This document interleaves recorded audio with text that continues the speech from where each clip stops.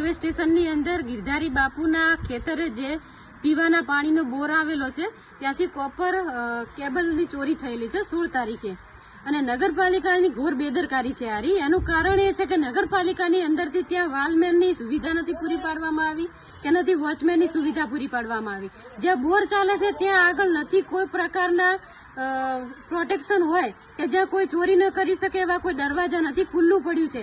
ગમે ત્યારે કોઈ પણ આવે ને કોઈ પણ વસ્તુ ચોરીને જતું રહે છે.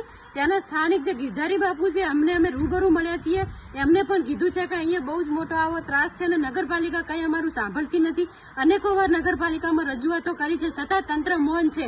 તો આવી અનેકો વાર રજૂઆતો થતી હોય છે અને તે 15-20 દિવસે પીવાનું પાણી મળે છે અને લાઇટનું બિલ આવે છે 11-12 હજાર રૂપિયા, 99 લાખ રૂપિયા તો લાઇટ બિલ ત્યાંનું બાકી પડ્યું છે.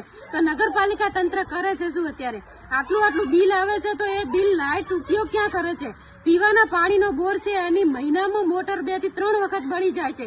એક મહિનામાં જો 2 થી 3 વખત મોટર બળતી હોય તો આ મોટરના ખર્ચા છે, આ બધું જે પ્રજાના પૈસા, જે ટેક્સના પૈસા છે એનો વેડફાવ થઈ રહ્યો છે. અને તંત્ર અને નગરપાલિકાને અત્યારે અમે કહેવા માંગીએ છીએ કે જે પ્રજા પાસેથી આપ ટેક્સનું ઉઘરાણું કરો છો તો શું આના માટે કરો છો?